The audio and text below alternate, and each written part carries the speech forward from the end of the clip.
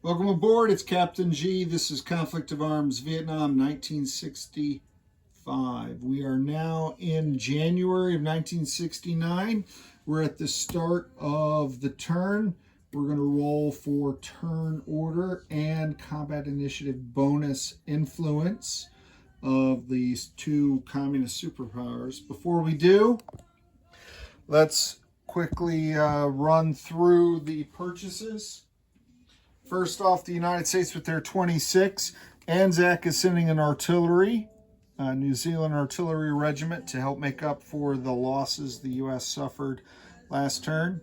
U.S. is bringing in the 24th Air Cav Squadron. We are building, I want to say, is that 5? 1, 2, 3, 4, 5. Yeah, 5 supply. Wow, I don't know why I didn't use a 5 there. 5 supply. We're fixing the railroad, and we're bringing in 4 infantry.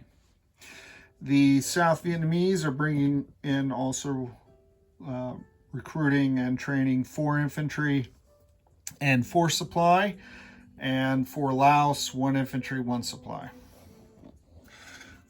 On the communist front, the Viet Cong are at their factory at Kep producing a truck and an artillery.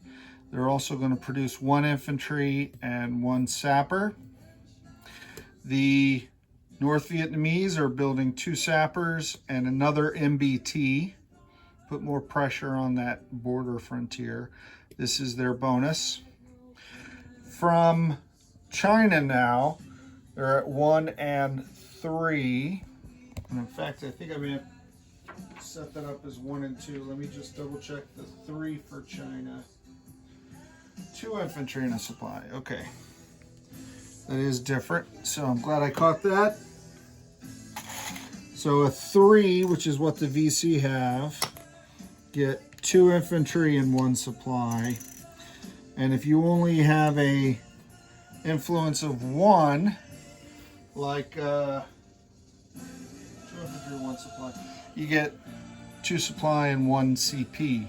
So that's, the higher the influence, the better, right? So that's the communist builds. All right, we'll take a look here. We see the combat initiative bonus.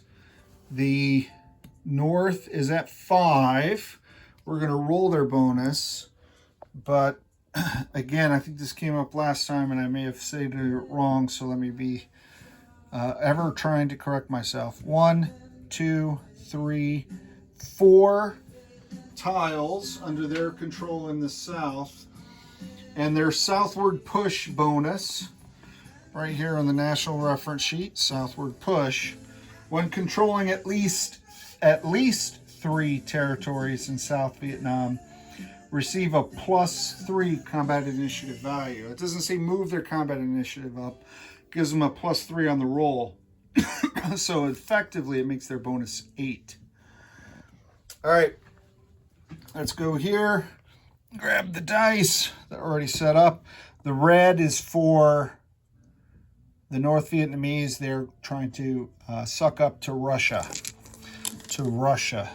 They need a 5 or less. Looking for the randomizer.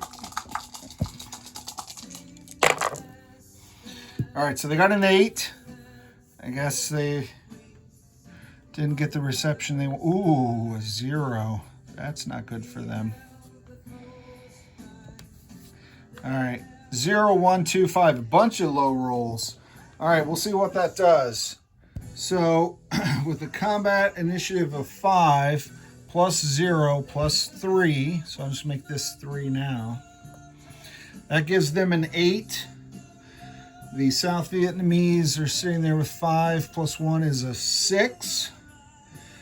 The U.S. is at 2 + 2 is 4.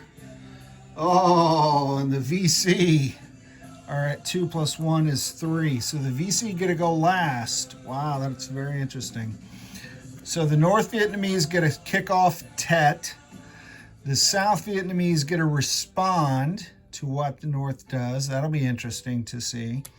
Then the U.S. will go, but they have to be prepared because the VC will end the turn with the second wave of Tet. And Tet is happening. This is the last of the 3 turns the communists are allowed from January of 68 through July to January of 69. So this is when they must launch Tet. That's their only opportunity. And let me read the rules real quick to Tet. We will be doing this on the North Vietnamese turn. So, up to 7 infantry or sappers from each nation may conduct a combat move into any South Vietnamese city from any other tile on the map. So I'm just going to pick up and magically transport through the magic of Marxist-Leninism and Maoist doctrine. They just pick them up and drop them off into any city. Okay. These units conduct combat before any other general combat. So I can't mix the, say this sapper who may be coming in to attack this city with the guys that are doing the Tet offensive. Or if I had say Saigon's got those sappers, you can't add those guys to the attack as well. They have to take place separate and before anyone else.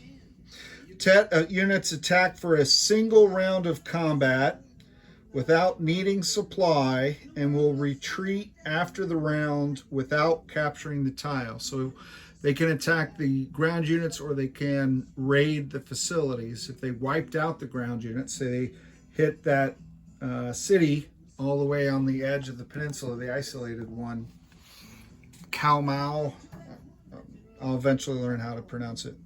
Maybe next week. Then they'll still retreat to a friendly controlled city. And regular infantry participating in the Tet offensive may conduct raids. Ordinarily they can't. They'll use their normal attack value of a 3, -1 for a river, etc. But any unit conducting raid receives a +4 bonus. Okay. So +4 to their rolls when attacking facilities. So instead of attacking at 2 or 3, 2 for regular infantry, they'd be attacking at 6. And a Viet Cong sapper attacks at 4 is actually attacking at 8. There you go, my friends. For every city attacked this turn via the Tet offensive, apply a -1 to U.S. morale, in addition to normal U.S. morale rules. So the NVA will have an opportunity, say they attack 3 cities, 1, 2, 3. Just for attacking them, they've lowered the U.S. to here. Then the U.S. will get to go, and then the Viet Cong will get to go 1, 2, 3. So that actually worked out best for the U.S. because if the communists had gone back to back, 1, 2, 3, say 4 for all 4 cities, plus, you know, maybe they lost a tile. They'd be all the way down here before they get to go. So they'll be able to recover, and then the VC can bring them down again, perhaps. All right. So that's it for this turn, setting up for the North Vietnamese to go next in January of 1969 at the Communist Tet New Year. This is Captain G, over and out.